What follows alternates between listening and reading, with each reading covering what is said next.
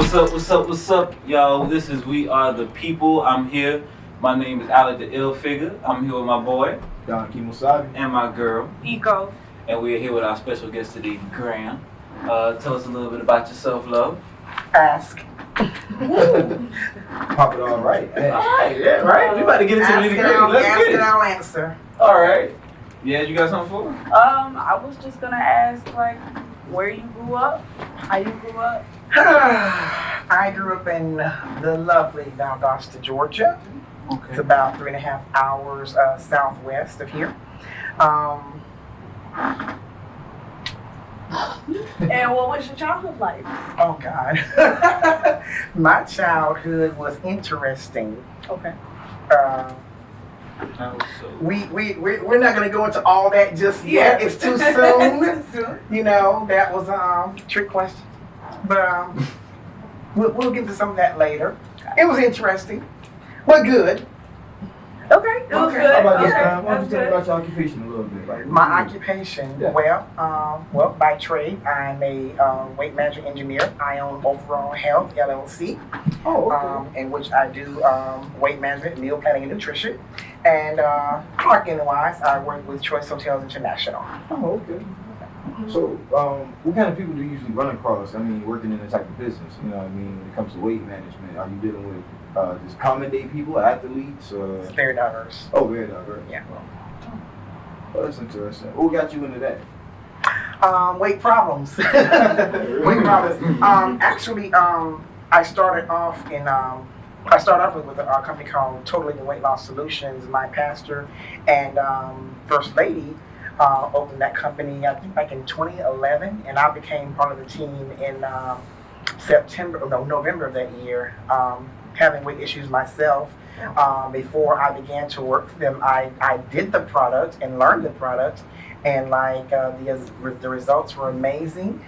And because they were so amazing, they decided to let me one of the spokespersons as well as one of the consultants. So that's how I got started in the business. But when they closed the physical doors on that in July of 2013, then I opened up Overall Health. That's dope. Okay, that's what's up. So, you like your career? I mean, is this I something that you... love it. Oh, Yeah, wow. I'm very passionate about it. And that's Very a passionate great about thing it. that you were able to do, take the experience you had from, Nope. that job. And being with an ex-partner who, had his idea of what he wanted me to look like. That wasn't the idea of what I wanted to look like. So, you gotta take charge and be your own person, do your own thing, not being what somebody else wants you to be. Thanks. Absolutely. That's what's up. And that's one thing that's like really respectable, the fact that you were able to take the experience you had from that job and apply it to your own actual business and build off of it and grow. Definitely. Yeah. Thank We you. don't see a lot of that. No, Yeah. we don't see a lot of that. That's what's up. Yeah, and a lot of more people have to be more confident in, you know what I'm saying, just being confident about themselves and what they want for themselves instead of letting their partner or somebody significant to them change their Most Yeah. definitely. One of the things that my pastor teaches that you have to be the best you that you can be. Right. You can't be. You can't live your life according to someone else's expectations of you. What's that? Sounds like a wise man, really. Wise woman. Oh, I'm sorry. Wise woman, correct me. Yup. So, let me ask you a little bit about today in society. So, when it comes to identity, do you ever feel that somebody usually tries to identify you or put you in a bubble or even a box, maybe, as far as your career, even just social dealings? You just be categorized in general. Yeah. But I hate categories. I fortunately have been one of the blessed ones when it comes to that. I'm just gonna say that it's the spirit of the Lord, honestly. Right. Of course, I am transgender. However, I have not had to live a life in which people ridiculed me and ostracized me for who I was in that right. I have been around it, and I feel compassion for those people, but I've never really quite known what it was that I could do about it. Right. Other transgender women are put into categories, and just like regular humans, well, we're all regular humans, Yeah. but just like what people consider regular humans, you can't all be put into the same category either. So, I guess the whole thing that I try to do is just be the example that we're not all the same. Yeah. If that makes sense. I like that idea. So do you feel like maybe confidence plays a bigger role in that as well? 'Cause you seem like a very confident person, Graham. Like, even the way you walked in here, you know what I mean? Like, you stole the show. Well, I mean, yeah, I can say that God plays a bigger role in it. Okay. He has protected me, all of my life, even when I did not understand who I was, which goes back to the interesting childhood. I was that kid, you ever heard of faking it to make it? Yeah. Definitely. I was that kid, I was that little girl who did not understand why her grandmother kept dressing her in boys' clothes and why everybody kept referring to her as a he. Oh. Right. That was a real thing. Yeah. We just didn't know what to call it back then. Yeah. We knew sissy, gay, faggot, all those things, queer. We knew all those things. We didn't know what transgenderism was back then, especially, in backwoods Valdosta, Georgia. Today it has a name. Yeah. So Back then it was forced. right. Back then they just called it whatever they knew to call it. Yeah. But even back then, I had to push really hard to be what somebody else thought I was, Right. despite what I felt like I knew I was. Does that make sense? Definitely. You're the kid, and you're told what to do, you're told what to say, and you're told what to wear, and all of that. And you had to abide, you had to be obedient. So, Right. Yeah. So it's definitely I feel like social demographic also plays a role in that. Socially a lot of the times people see something that's new to them and they feel like, okay, because it's new, it's wrong. But maybe it's just new. And I feel like because people don't keep the open possibility that things are new. well, I wouldn't use the word new. Okay. Honestly, and I don't quite know how to explain all of it, but transgenderism has been a thing since far beyond today. Yeah. Right. Biblically, Yeah, you can go transgenders were referred to as eunuchs. Yep. Okay. Yeah. Okay, so we have our place in the Word of God, Yeah, you're right. and literally they were respected people. A eunuch was actually religious figures. Right. Usually You the know, ones so- that were, like closest Right. to Exactly. closest So, to royalty, like, advanced and talk to the church. yeah, and some were eunuchs by choice. Some were born eunuchs, and some did it because of spiritual reasons. They didn't want to have to focus on relationships and sex and all that. They wanted to be totally committed to God, and to His word. So they chose to be that way. But Yeah, and even in the biblical sense, like even angels have no gender. Right. right. Right. So They just be. I have a question. So what was the defining moment for you? Like, I know you say you grew up and you kept being referred to something that you didn't identify with, right? But what was the defining moment? Like, was it something you saw, like that finally put a name to it, or was it just something that you kind of had to just act on and just like, screw it, I'm gonna wear makeup and I'm gonna wear, I'm gonna do what I want, like, when did you have that moment? Yeah, because did it And to come to you add- like an epiphany of sort? Yeah, like one It thing. was it was definitely a wow experience. When I finally knew how to identify, and it was actually here in Savannah, Georgia. Because like I said, growing up, you don't know about those types of things. You never Right. even heard the word. I live in Albany, which is a little bit more diverse than Valdosta is, a little bit more going on there, but all I knew was drag queen then. Drag queen was added to the category, Yeah. Like, well, because I'm like, yeah, I would never do that. I would never wear heels. I would never wear makeup. I would never wear long hair. I said all those things, but at the same time, I knew that that's who I was. But I'm like, yeah, but a drag queen? No. Because woman was still in there. I'm like, Right. yeah, I'm like, he is pretending to be a woman. Or he's being a woman for the purpose of making money, on the stage. Okay. Right. So, because, I've known plenty of drag queens who were, they're totally heterosexual. They just do it for entertainment purposes. They emulate women for money. That's very true. But, there again was another one of those categories that I was faced with that I'm like, yeah, that ain't me. But coming here to Savannah in all of its diversity, and coming across people who were actually more like me and learning, something about what this thing is, I'm just like, wow, that is totally and completely me. That's who I am. And it still took me a minute to accept it. That's pretty cool. Yeah. I even did the whole non-binary thing for a minute. Wow. The angels, Which I am an angel, But that's pretty cool though, because like for somebody who, like you said, you felt like you were a certain way already. Other people are telling you something different. No. I knew that I I'm was. sorry. Yeah. You knew you were a certain way already. Other people would tell you something different, and you stuck to your guns. Like you didn't let nobody push you off of that ledge. You didn't let nobody push you off of your idea. And your idea turned into a belief, and you believe in who you are. And I feel like that's important because a lot of people don't believe who they are and telling somebody else not to be that. I won't say that my idea turned into a belief. I'm sorry. I think I said it right. I would say that reality was finally manifested. I like that better. That sounds pretty good. I'm sorry. I ain't So, know that. yeah. Okay, reality so Because manifests. to believe something, that means Means you can't prove it. it can't be true. you can put your ideas out there, but again, it's still a theory. Yeah. Right. But Like- with you, it's fact. It's fact. Yeah. I respect that. I'm sorry. So- My Oh, apologies.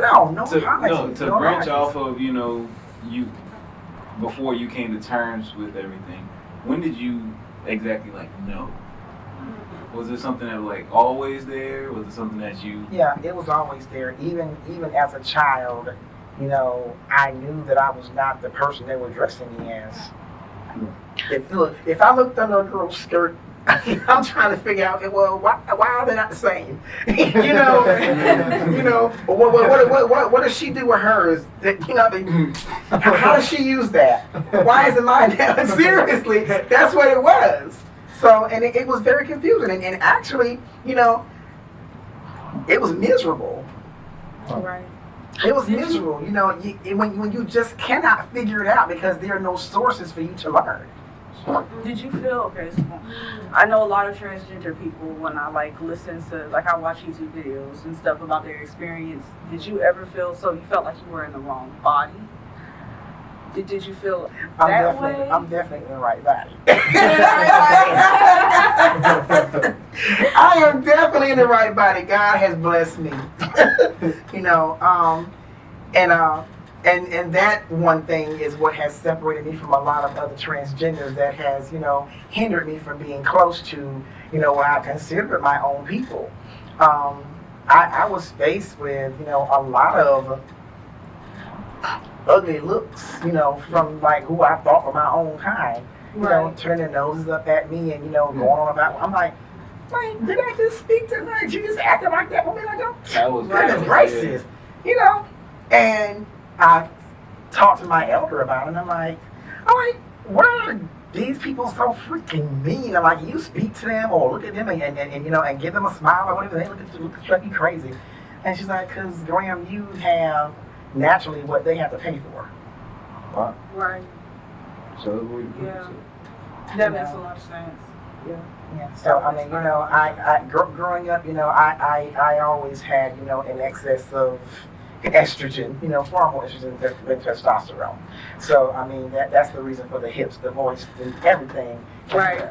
Everything. So, but that's a category that I'm really blessed in, and I thank God for that. I don't have to go through the botched up surgeries and all of that. I feel bad for those who do because they really want to look like their true identity, you know, that stuff is expensive, and they don't have the means to pay for that, and they wind up going to these hotchkotch. right, doctors, you know, okay. and they wind up paying a high price for that, you know. So do you feel like maybe they pay so much to look like their identity, hoping that they become their identity?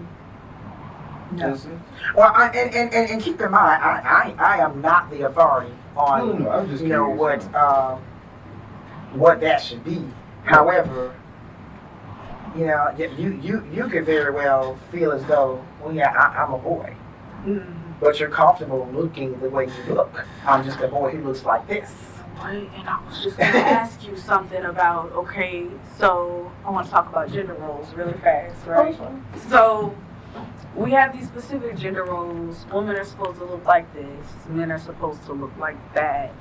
So my question is, and like you said, you're not the authority on like the transgender movement, or you know, people that are transgender. But my question is, why do you think, like, I understand feeling like you are a boy or you feel like you are a girl, right? But why go so hard to embody the gender role itself? Like, that's the best way I could put it. Like, cause it's a construct of sorts. Cause I was a tomboy growing up, but I knew for a long time that I was straight. I liked boys, right? But a lot of people looking at me, and I got mistaken for like gay as well. So I'm just trying to figure out like.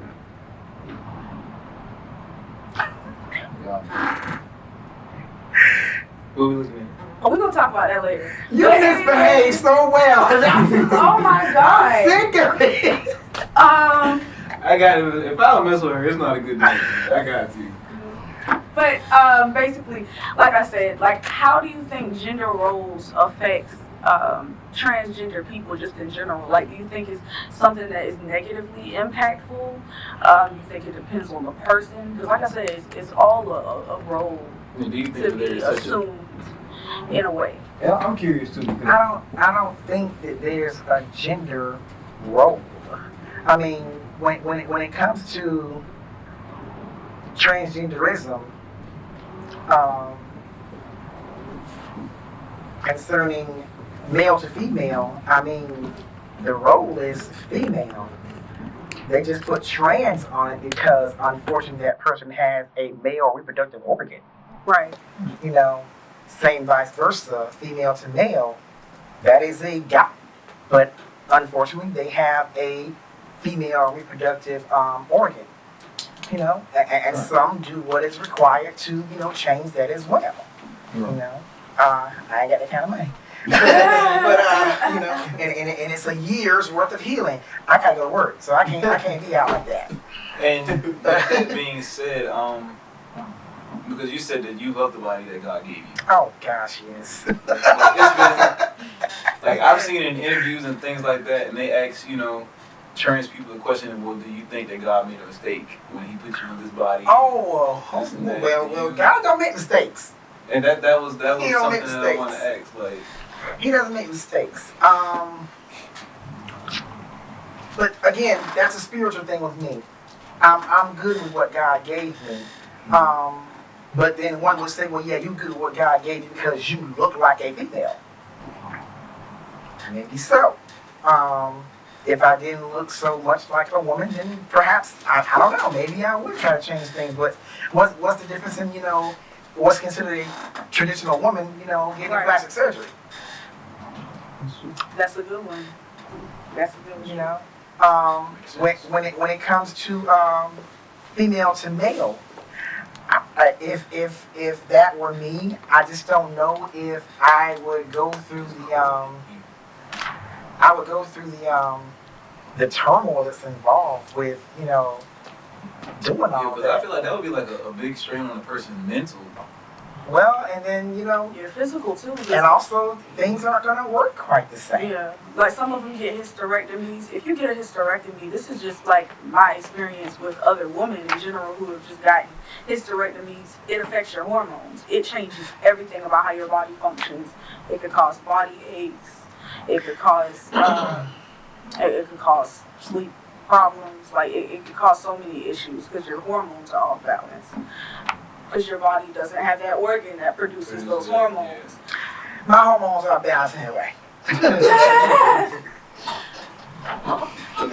It's definitely interesting to hear your perception of it and perspective of it, because I mean, I feel like you have a clear understanding of, not only who you are, but you also point out the fact that maybe the confusion on both sides was just that we keep trying to identify certain things. Well, sometimes you just have said to let things be. you said the ultimate word, and that's having a clear understanding. That individual has to have a clear understanding of who they are. Can't be walking around here confused, and then you mess around and do something that mess something up with your body, and then you're also like, well, that wasn't me. Yeah. Okay, but now you already made the mistake of doing this to your body, and Right. that wasn't you. There are indeed those people out there who have issues going on, and they just want to identify with something. They want to make their parents mad, or whatever the case may be, and they decide, okay, well, yeah, I want to be transgender today. Okay, no, that's not what I want to be. I want to be, I'll be a drag queen today. So that way I can just take it off, when I get ready, Right. or whatever. There are all those people, who just want to identify, and to me, it's rather insulting, However, again, I'm not the authority on that. I don't know what's going through your mind, but there are those people who are out there, some of the female to male, they try to act extra hard, just so that they feel like what they're trying to identify as, and you can look at them and communicate with them and tell it's not natural. Right. Same with male to female. You can a lot of times tell what you feel like is not natural. Okay. But again, I'm not the authority on that. Oh, So, no. I really feel like you have such a viewpoint. the only experience I can tell you about is grams. Yeah. Well, And I that's fair. appreciate it, Greg. It's Well- like, you dropping some knowledge in there, for real. Well, with that being said, y'all, stay true to yourself at the end of the day. We about to close. I have one more question. It was a good one. So next episode. Oh. Don't put your little pocket in your pants or something. All right. Oh, we got time? We can? Okay. One thing that I wanted to ask you is, what would you say to somebody that is, struggling with finding their identity, with feeling a certain way but not knowing how to express it or accept or acknowledge it? First of all, education. Do your research. Read up on materials and find out, is this you? You know pretty much even when you read the Bible, and you look like, yeah, that really applies to me. I'm a whole lot like David. That applies to me. Or I'm a whole lot like Job or Esther or whoever. As you're doing your research, and you're going to know if that's what you identify with. It's going to kick you right in the guts. So know who you are, and the best way to do that is to research and educate yourself, and in that educate others as well. Yeah. That way you don't have to go through the misery that I went through. Don't let other people tell you. Right, Don't let other people tell you who you are at the end of the day. And like I said, stay true to yourself. But with all that being said, this was a great talk, y'all. And Yes, it was. yeah, just to cap it all off, we all got opinions, we all got things to say, but at the end of the day, we're just the people, So see y'all later.